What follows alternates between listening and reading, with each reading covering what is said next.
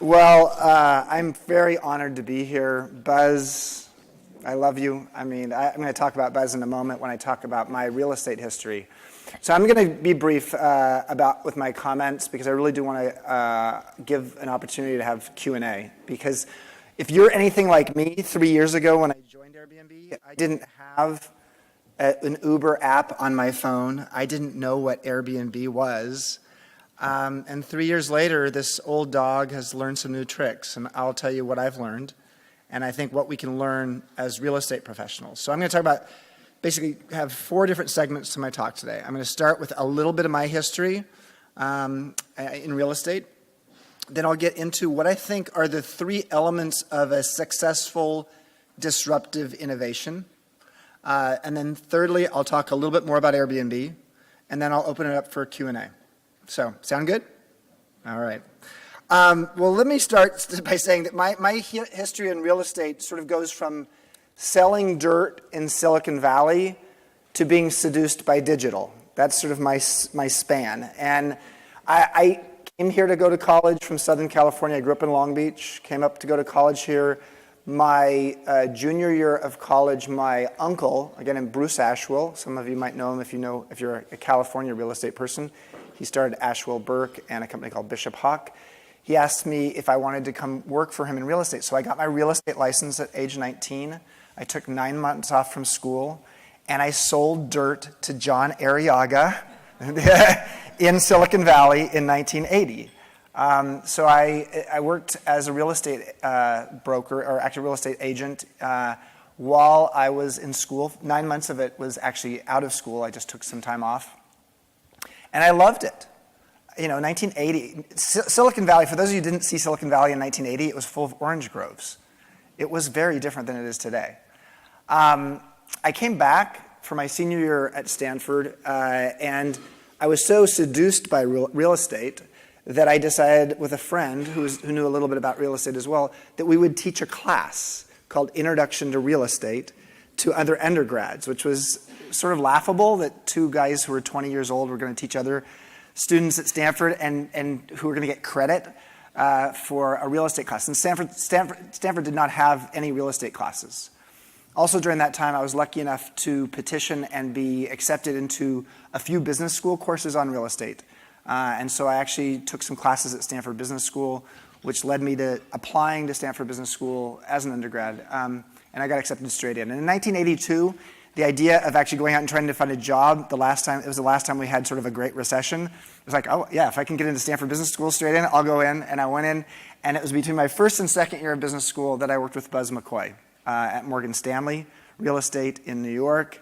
Buzz is, for those of you who don't know Buzz is one of those people who is honorable and in real estate at the same time. And that's really, quite impressive. But he's just a gentleman.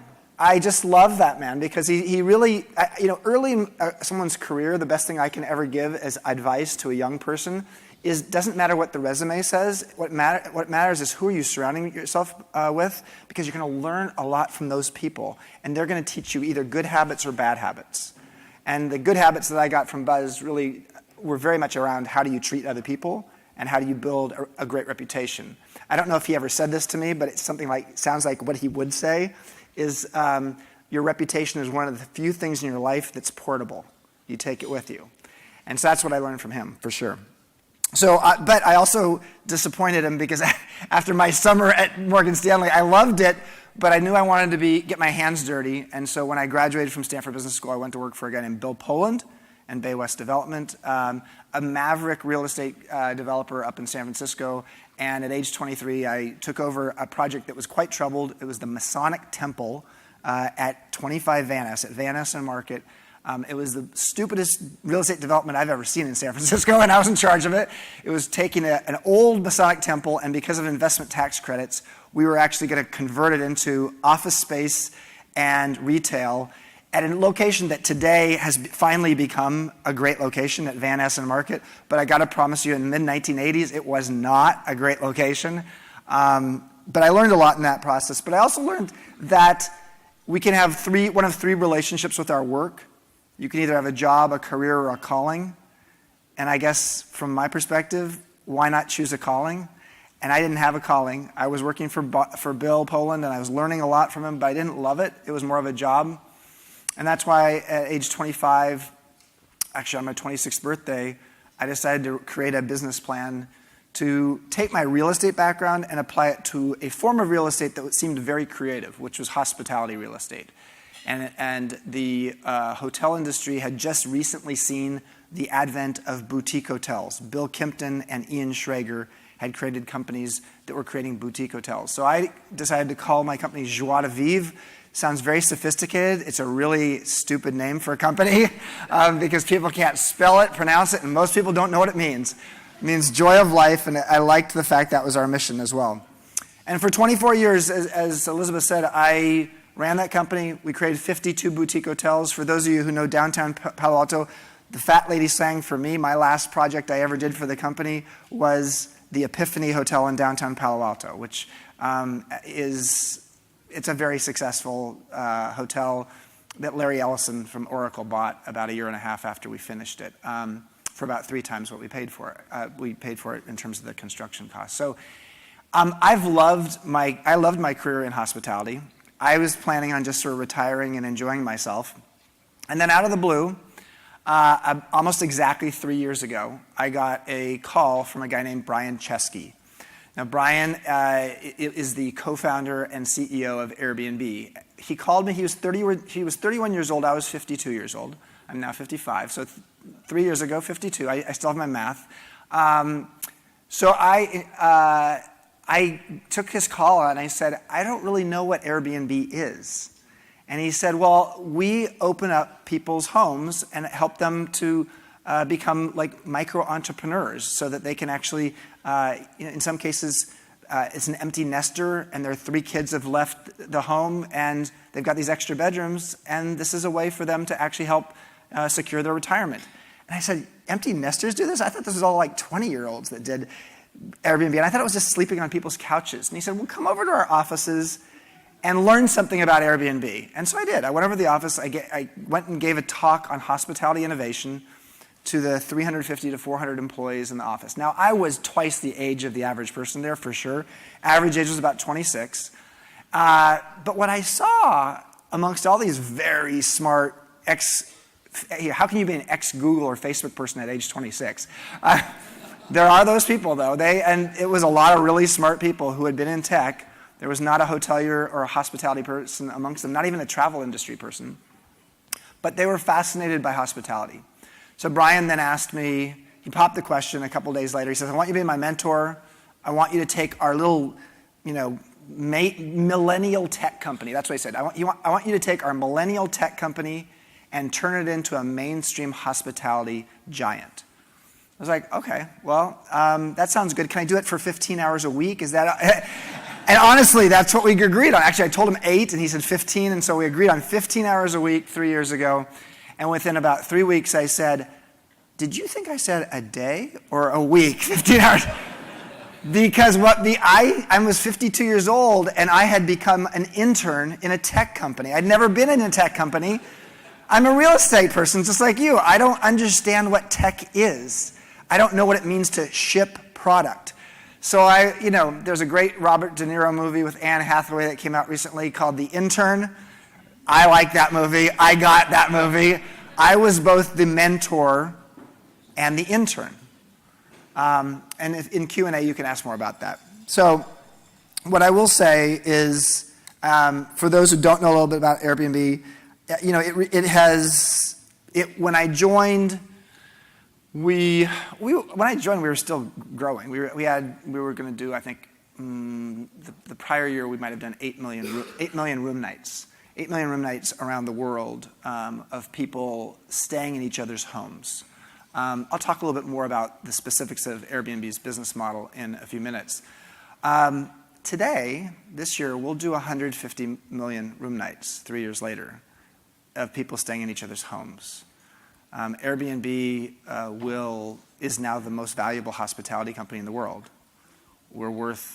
Marriott and Starwood are trying to combine right now. They're having a challenging merger because there's another party who's gotten involved. But based upon our likely valuation this spring, because it actually strangely keeps going up, we'll be worth as much as Marriott and Starwood are together. And we're worth more than Hilton. So it's been quite a ride.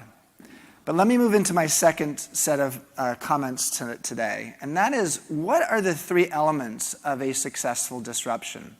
Now, I've been a disruptor twice, and I've also been disrupted. I was a disruptor as a boutique hotelier because, frankly, the hotel industry, the mainstream hotels, had no idea what was coming when Ian Schrager, Bill Kempton, and I started our hotel companies.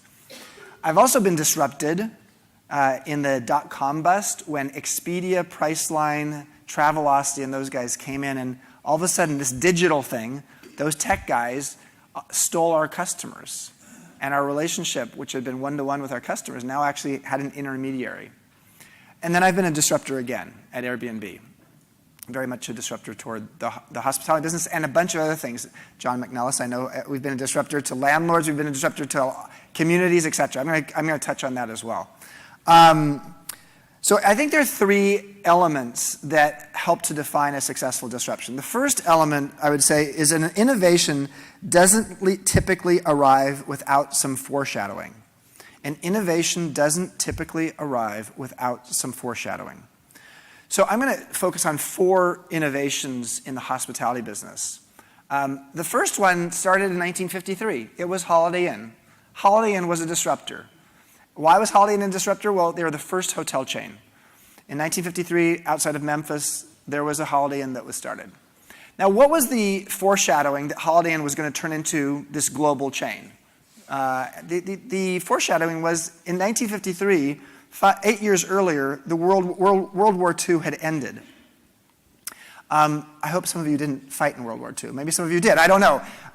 But all I know is that after World War II, what happened was Eisenhower was smart enough to say, this country needs to get linked. And he was smart enough to create an interstate highway system. The interstate highway system that actually was really created in the 1950s created a whole new world where people actually wanted to go and move beyond their own little county or their own little neighborhood. And again, at this point, no one's taking commercial travel in the air. And so what did that mean? It meant that Joe and Mary Public wanted to actually go and try to going on the road with their car and their kids, but they wanted predictability. They wanted something they could count on. And that's what hotel chains were. And they were a real early disruptor in the overall hospitality business, which was a cottage industry prior to that. So that's an example. Another example is timeshare. Now, a lot of us have sort of a weird maybe relationship or perspective on timeshare. But timeshare was a phenomenon of the 1970s, and the foreshadowing was that the traveling public now knew that real estate could be valuable, and they actually wanted to figure out, if I'm going to be traveling and staying for vacation, can I actually make some money in a real estate deal? Now, timeshare is not exactly a great real estate deal, but it had a lot to do with how people got attracted to it. And so the foreshadowing for the timeshare industry, in many ways, was the fact that people were fascinated by real estate and the value of real estate. Boutique hotels. Boutique hotels came on in the 1980s. The foreshadowing of boutique hotels could be summarized in a book that came out in the 1990s called The Experience Economy. The Experience Economy is a great book, and it pretty much said, as people get more sophisticated about their lives and their products, they move from wanting the material thing to wanting the experience. And as people have more money, they get very experiential in terms of what's important to them. So the boutique hotel business, generally speaking, was a disruptor to the chain hotels because the chain hotels pretty much thought that all people wanted was predictability and ubiquity. So my Holiday Inn is anywhere, and it's the same in Denver as it is in Dallas. And they thought that's what people wanted. What the boutique hotel industry said was like, no, actually people want an experience. They want their hotel to be a reflection of the community and the neighborhood in which they're going to go stay. And then finally, home sharing, what Airbnb is all about. So the foreshadowing of this, well, one of the pieces is boutique hotels. Actually, Airbnb is just taking the boutique hotel trend about 10 or 12 steps further, because boutique hotels were localized experiences. When the three founders, young founders at age 24 and 26, started Airbnb, their first tagline for the company was travel like a human or live like a local. And that was the whole premise. If you stayed at an Airbnb home or apartment, you could actually have a localized experience, which is really what boutique hotels were doing. So that was a little bit of the foreshadowing. Another bit of foreshadowing for Airbnb was VRBO. How many of you have ever done VRBO either as, so VRBO generationally is our generation. Airbnb is a younger generation. VRBO was about vacation rental by owner, started in 1995 in terms of going and went online.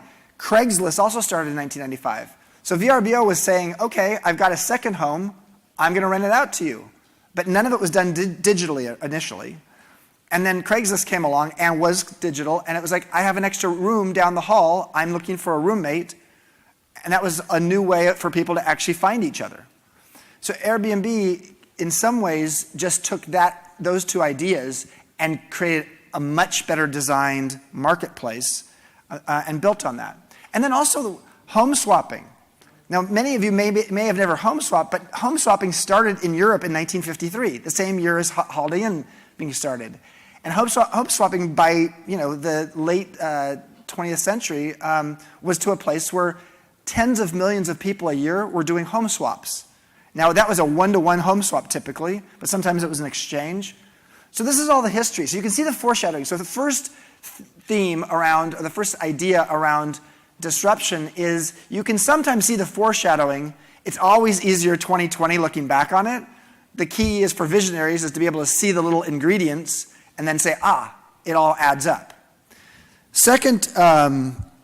The second element of a successful disruption is innovations usually address an underlying human need that's not being met. So innovations usually address an underlying human need not being met. I'll speak to the boutique hotel piece.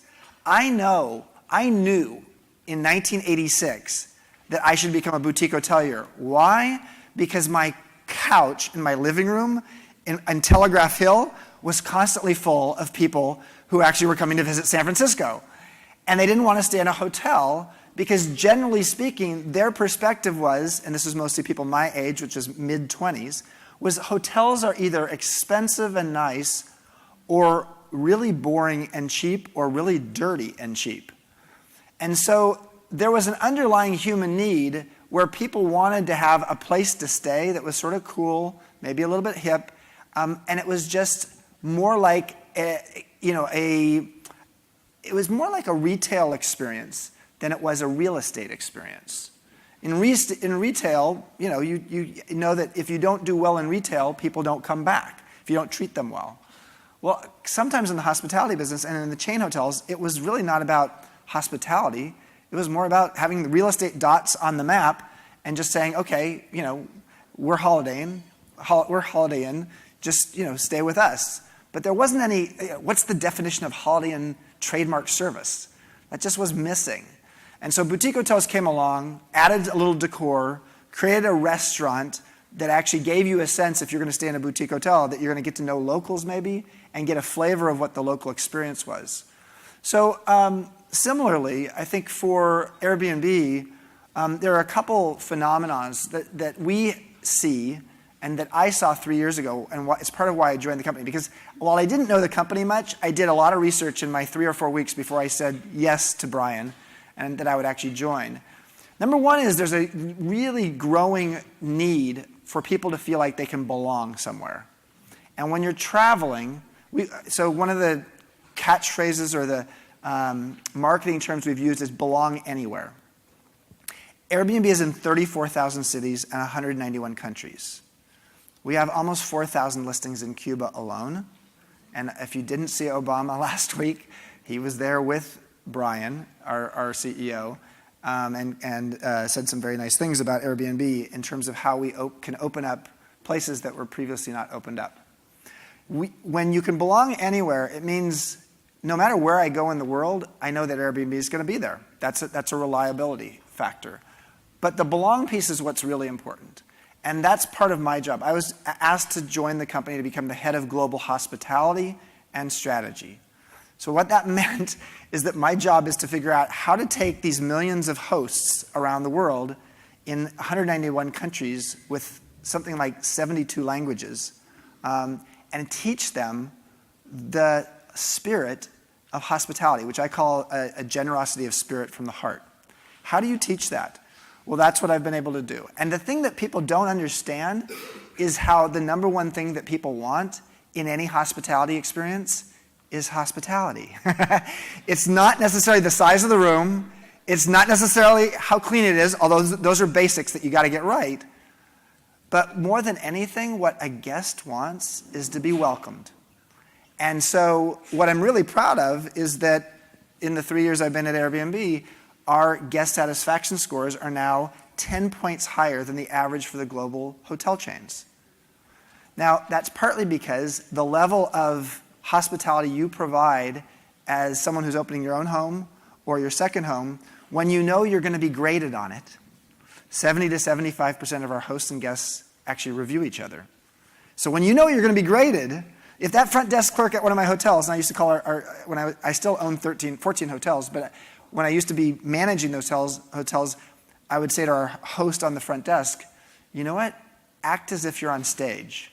You're on stage. Every single guest who comes into this hotel thinks of you as the lead actor or actress.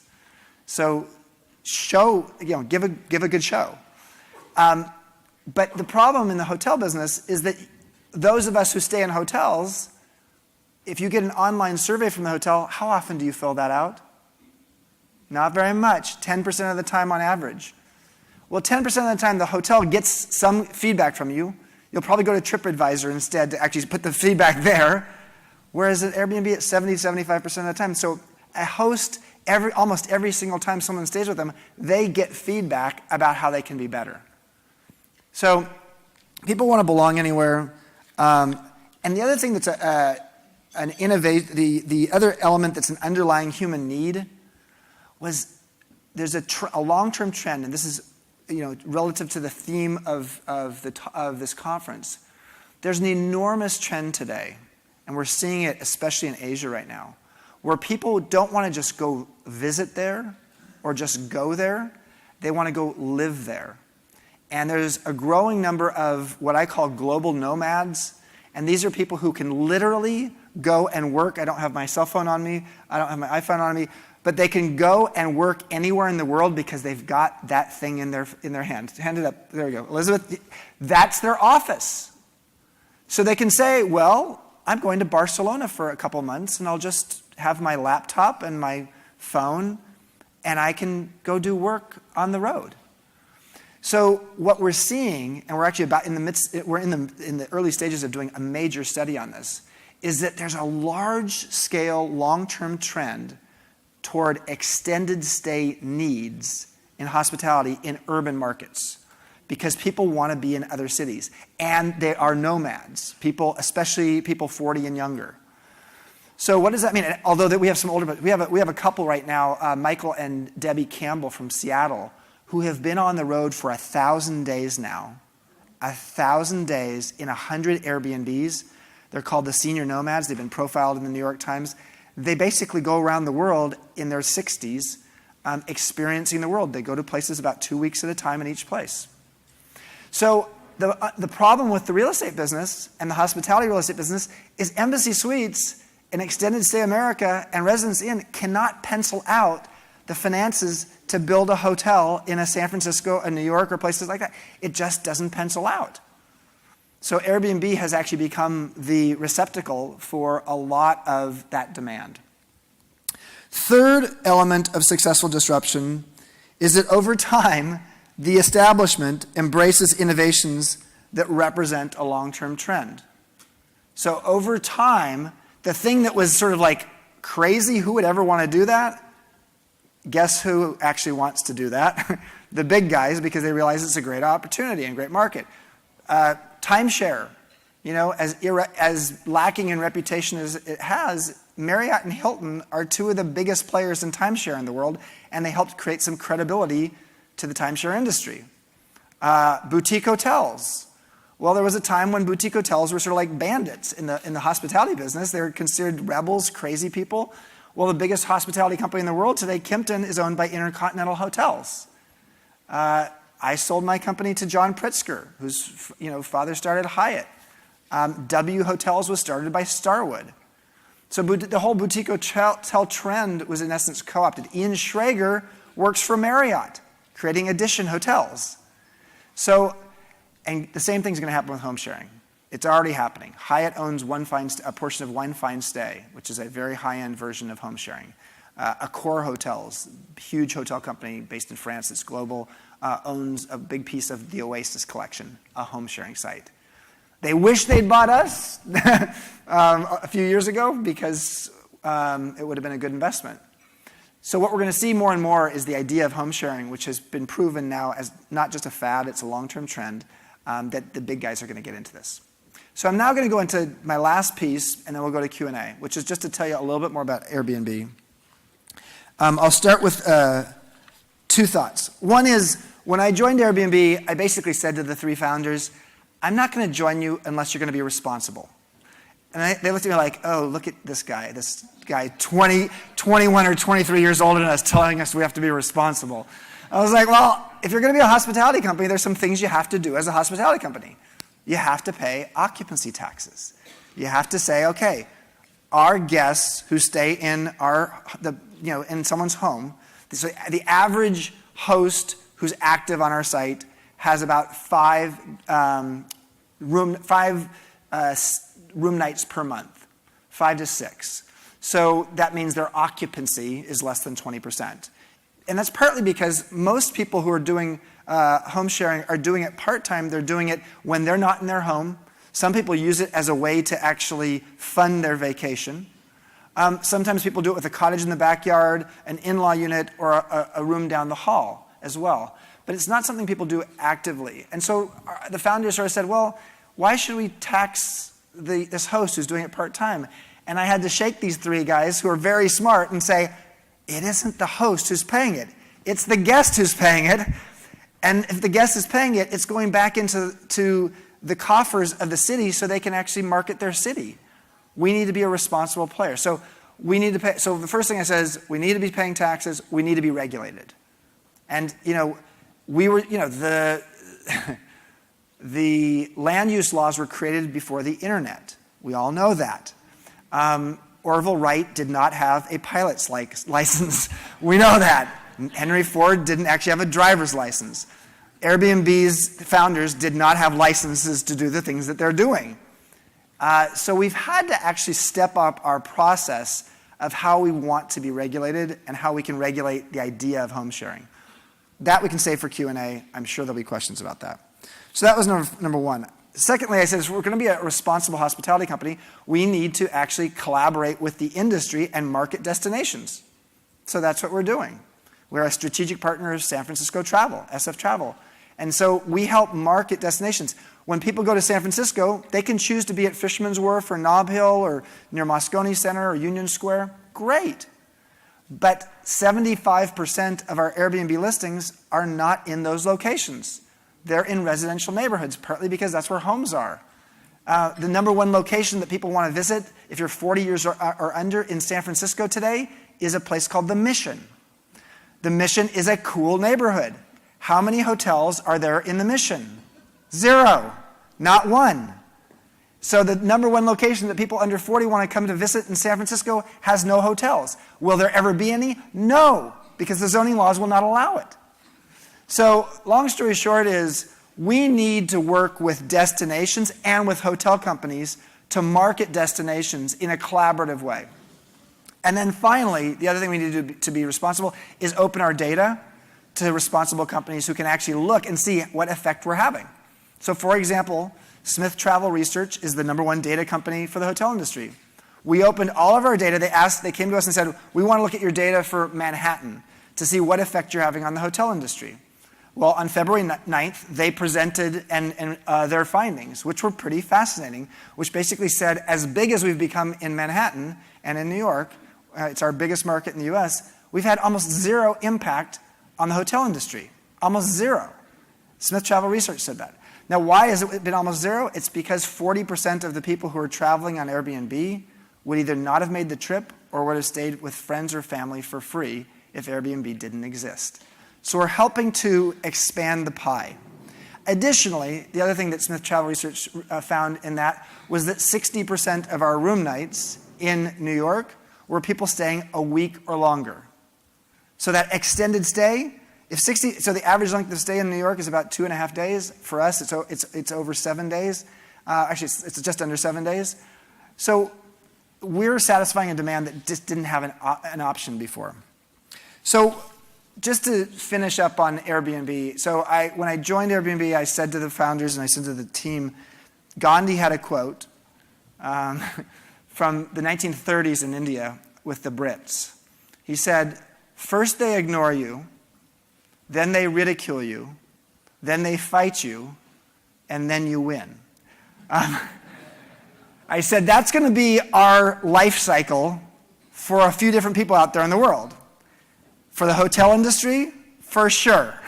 They're going to ridicule you or ignore, ridicule, fight, and then we'll win. That's exactly what's happened with the global hotel companies. Hilton had 5 executives in our office last week. They're trying to figure out how to collaborate with us, to do something with us. So are the other ones. So that's what hotel industry is one industry, but also the travel industry and DMOs, destination marketing organizations, they at first hated us. Now they're saying, okay, how do we market with you?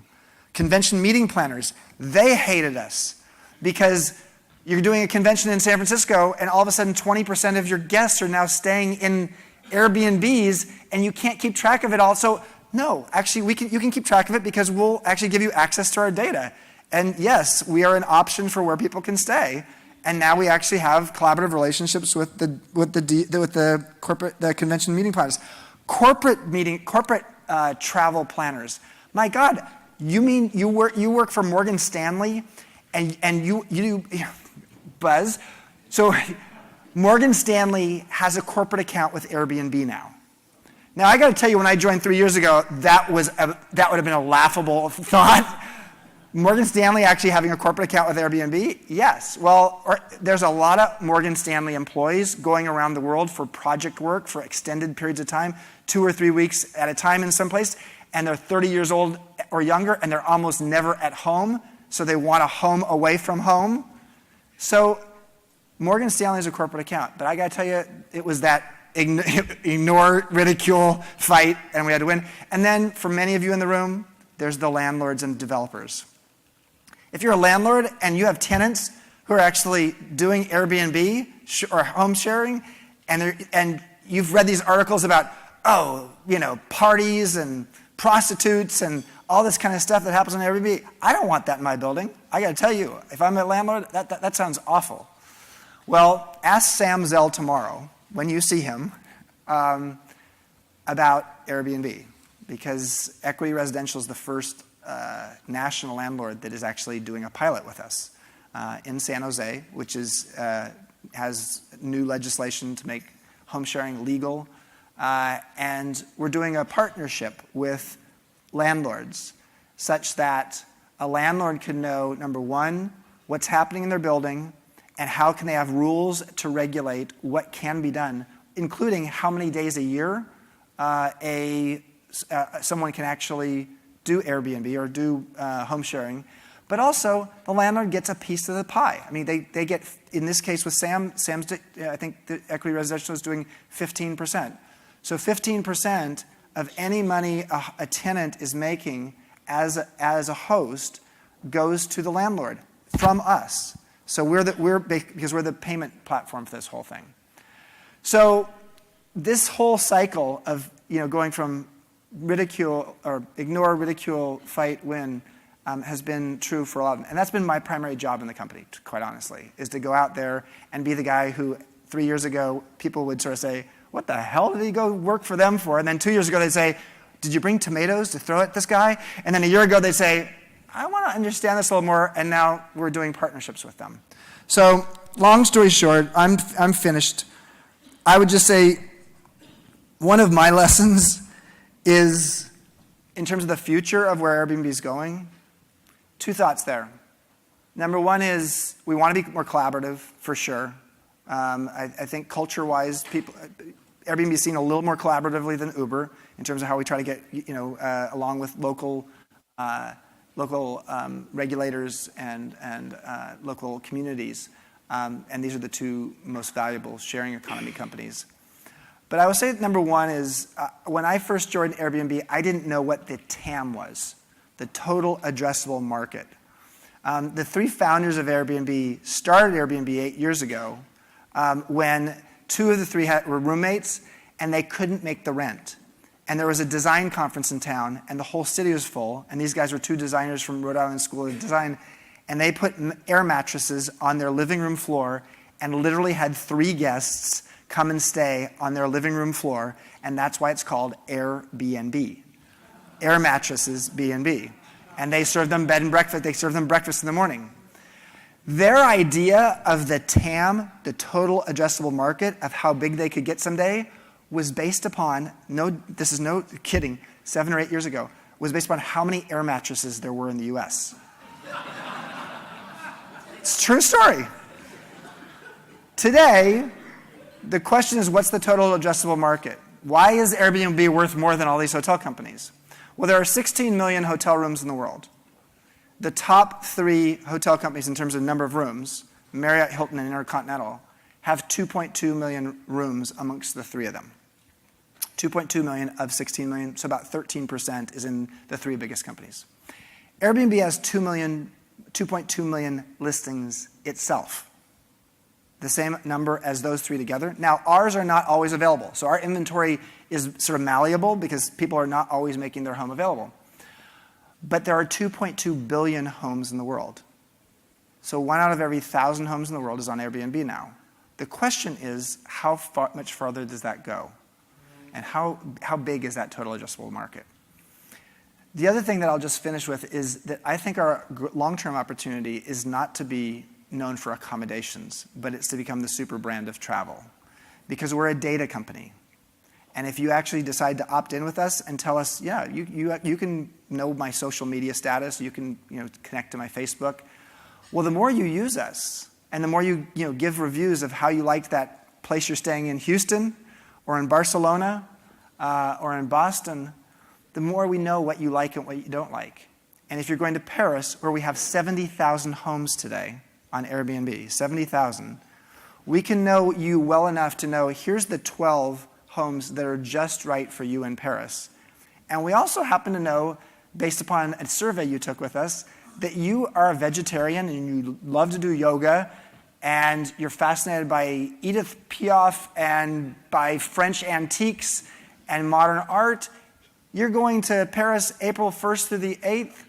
Here's 12 places to stay, but here's an itinerary for a week in Paris, customized for you, that connects you with locals who can actually be your host to actually take you on a French antique tour. So our future as a company is personalization and customization, just like Amazon and Netflix and Spotify have done that in the tech world. So that's a lot. I talked longer than I was supposed to, but I'm going to open up for questions now, and I'm really honored to be here. And let's see what you have on your mind. Thank you. We've got about 8 or 10 minutes, so please take. Okay, great. Recently, San Francisco said they were going to charge hosts personal property taxes on their furnitures and beds. So they're still in the fight mode. What's that fight look like? Yeah, the 2 worst markets in the world for us globally. First of all, 30% of our business is in the U.S. 70% of our business is outside the U.S. But the U.S. is the most difficult place, and San Francisco and New York are the 2 most difficult places. I mean, it's a long-term problem in San Francisco. What we need to do, and you'll probably see in the next few months, we're just going to get more and more focused on just saying it's got to be your singular private home, and you can have 1 listing. And the more we move in that direction, the more the opposition, who are very rightfully concerned that people take valuable real estate off the market and it affects affordable housing, we're aligned with them. And the more we go in that direction, the less sort of pushback we'll probably have. But yes, that for someone who's doing part-time home sharing to actually have to pay unsecured property taxes on your home improvements is crazy. So, or your home FF&E. Yes. Yeah, I have a question And that's the about, only place in the world that's doing it. So San Francisco is the only place. There's no other place in the world doing that. about pricing. So let's just take Paris. You have 70,000 places there. Do you help people that come in with where they should price their unit? And how has the competition in pricing affected, I mean, positively for a user? It seems like, that as you get more and more, that the pricing would be even better, inspiring more use and demand. Yeah, I mean, clearly the living like a local is part of the reason we have succeeded. Also part of the reason we've succeeded is you get more space for less money. And that's great for a family. That's great for someone who's on a tight budget. So we do help our hosts price. We have a program called Smart Pricing, which really lets them allow us to know supply and demand patterns in a city of what's coming up. So we can actually tell them when to lower the prices, when to increase their prices. But generally speaking, our prices are usually less expensive than a hotel. But you're also getting less services. Although there's a luxe component in our brand that's going to be getting rolled out more over time that'll have more services. Hey. Disruptive innovation, the WeWork model is probably similar to the audience here. WeLive is a So thing. explain WeWork just so everybody has got it. A co-working model, take a big ground lease and kind of split it up and parse it out into small sections for the traveling nomad, if you will. The WeLive model and the co-living model, how does it evolve and where do you see it going in comparison to what Airbnb is doing? And where are they going? Because I think equally Airbnb and WeWork are creating this kind of disruptive and innovation. Yeah, and we know the WeWork folks really well and have a lot of respect for them. And WeLive is in essence, their accommodations model. The big difference between us and them is WeWork signs leases. They in essence control, and on their balance sheet is full of a bunch of leases. And they actually then are going to be providing services around that, both on the work and live side, I guess. We're not doing that. We're a marketplace. And so that allows us to be everywhere, whereas WeWork, WeLive has the challenge of scalability.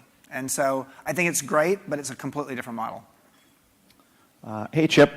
Ryan O'Hara, how are you? Quick question. Where are You you? said when you... Oh, sorry. How are you, Chip? Oh, Ryan great. O'Hara. I knew Good to that, see yeah. ya. Hey, you mentioned when you first went in, you felt a little bit like an intern when you went into a tech company. Yep. And you obviously knew the hospitality world at a world-class level, but at the beginning, it was fish out of water. 3 years in, do you still feel like that, or is it like any other industry where you kind of catch up quickly? So the next book I want to write, I've written 4 books, and I love writing. I never took one of my biggest regrets is I never took an English class at Stanford. And never took a creative writing class. But I want to write a book that I think many of you in the room will appreciate called Modern Elder. And Modern Elder is the idea of so here's an interesting thought, and this is relevant to your question. If we're going to live 10 years longer than our parents, and power in a digital society is moving 10 years younger, we've just created 20 additional years of obsolescence and irrelevancy for us. That's what I felt when I got to Airbnb. It's like, I don't understand tech. So what's the key lesson here? The key lesson for me is the modern elder is not the elder with all the answers. It's the elder with all the catalytic questions. And the one who's willing to be sort of the beginner's mind, the one who's willing to ask naive and innocent questions, the one who's willing to actually be an intern publicly and the mentor privately, and the one who actually people want to get closer to because, quite frankly, that person, pointing at me, I guess, has emotional intelligence, and I'm really good at the face of my iPhone, but I can't read a face across the table from me, and I don't have a clue about emotional intelligence with other humans because I just understand my digital. So I think there's a lot of intergenerational wisdom that can go between those of us who are older and those who are younger who know their digital devices but don't know emotional intelligence so well. I'm continuing to learn.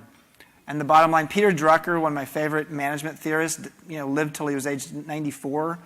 And he lived till 94 partly because every single year he picked up a new subject that had nothing to do with his career to learn something new. And I think if you're constantly learning and being curious, you're going to live longer.